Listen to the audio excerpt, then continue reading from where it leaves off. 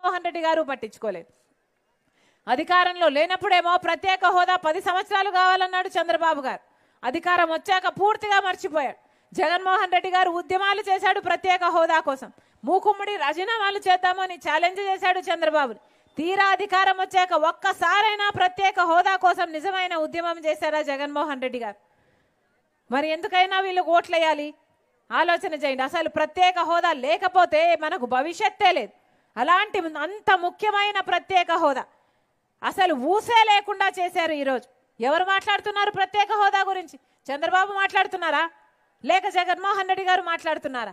ఇద్దరు కలిసి అసలు ప్రత్యేక హోదా అన్న పదం లేకుండా చేస్తున్నారు మన రాష్ట్రంలో. మన బిడ్డలకు అది ఊపిరి లాంటిది, మన ఆ రాష్ట్రానికి అది ఆక్సిజన్ లాంటిది. అలాంటిది ప్రత్యేక హోదాను పూర్తిగా విస్మరించారు. కాబట్టే ఈరోజు కాంగ్రెస్ పార్టీ ధైర్యంగా చెప్తుంది, ఒక్క కాంగ్రెస్ పార్టీ మాత్రమే చిత్తశుద్ధితో